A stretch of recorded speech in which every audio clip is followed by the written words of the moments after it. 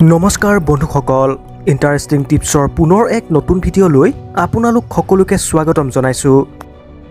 বন্ধুসকল, আজি মই আপোনালোকক বিশ্বৰ কিছুমান আজব গজব মেচিন তথা কাৰৰ বিষয়ে ক'বলৈ গৈ আছোঁ, যিবোৰক আপোনালোকে হয়তো কাহানিও দেখা নাই।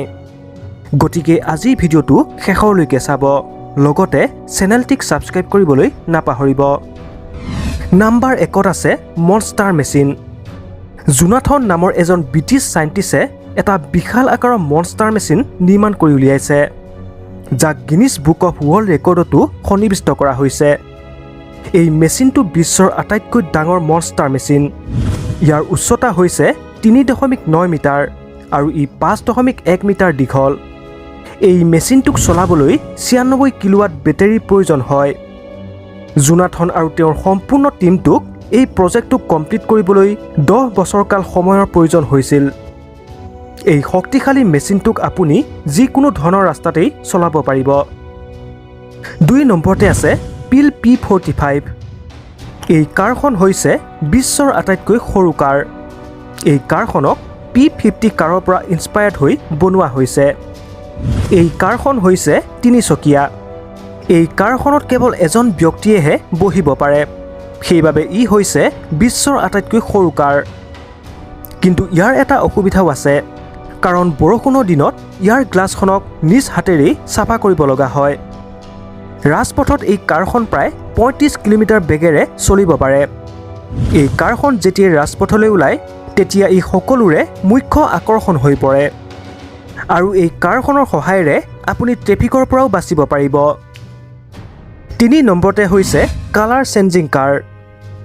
এইখন হৈছে বিশ্বৰ বহু আচৰিত তথা আজব কাৰ, কাৰণ এই কাৰখনত পানী ঢালিলেই এই কাৰখনে নিজৰ ৰং সলনি কৰি লয়, আৰু শুকোৱাৰ পিছত ইয়াৰ ৰং পুনৰ সলনি হৈ পৰে।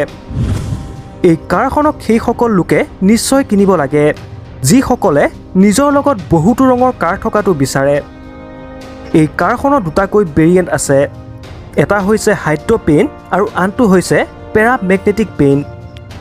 হাইড্ৰ'পেইনত পানী ঢালিলেই এই কাৰখনৰ ৰং সলনি হৈ যায়, আনহাতে পেৰামেগনেটিকত আপুনি নিজৰ কাৰখনৰ ৰং ৰিম'টৰ দ্বাৰা চেঞ্জ কৰিব পাৰিব। বন্ধুসকল, আপোনালোকে কোনটো ৰঙৰ কাৰ আটাইতকৈ বেছি পচন্দ কৰে তলত কমেণ্ট কৰি নিশ্চয় জনাই দিব।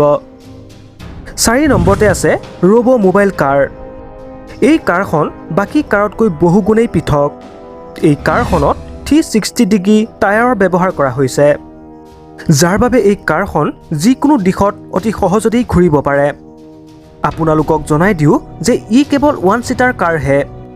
ইয়াত কেৱল এজন ব্যক্তিয়েহে বহিব পাৰে।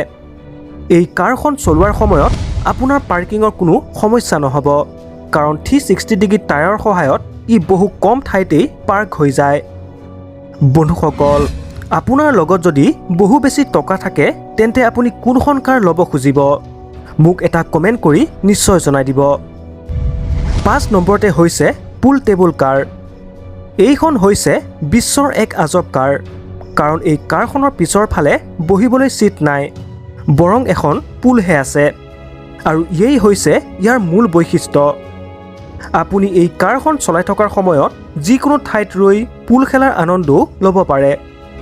এই কাৰখনক মানুহে ভাড়াত লৈ যায়, আৰু এই কাৰখনৰ জৰিয়তেই ইয়াৰ মালিকজনে প্ৰতি বছৰে বহু লাখ টকাৰ ইনকম কৰে। 6 নম্বৰতে আছে জাইণ্ট মেকানিকেল স্পাইডাৰ। এই জাইণ্ট স্পাইডাৰ মেচিনটো আমাৰ লিষ্টত থকা আটাইতকৈ আজব গজব মেচিন। এই জাইণ্ট স্পাইডাৰটোৰ উচ্চতা হৈছে 50 ফুট। এই স্পাইডাৰটোক ফ্ৰান্সৰ এটা কোম্পানীয়ে নিৰ্মাণ কৰিছে। এই স্পাইডাৰটো যেতিয়া ৰাজপথলৈ ওলায় তেতিয়া ইয়াক চাবলৈ মানুহবোৰৰ ভিৰ জমা হৈ যায়। এই স্পাইডাৰটো 4 মহলীয়া অট্টালিকাৰ সমান ওখ। এই মেচিনটোৰ প্ৰতিটো পাৰ্টছকেই আপুনি বেলেগ বেলেগ ধৰণে কণ্ট্ৰল কৰিব পাৰে, যাৰ বাবে ই এক আচল মকৰাৰ দৰেই চলা ফুৰা কৰিব পাৰে। এই মেচিনটো সঁচাকৈ বহু আচৰিত। গতিকে আজিৰ ভিডিঅ'টো ইমানেই। ভিডিঅ'টো চাই কেনে লাগিল তলত কমেণ্ট কৰি নিশ্চয় জনাই দিব, আৰু ভাল লাগিলে এটা লাইক কৰি দিব। আজিলৈ ধন্যবাদ।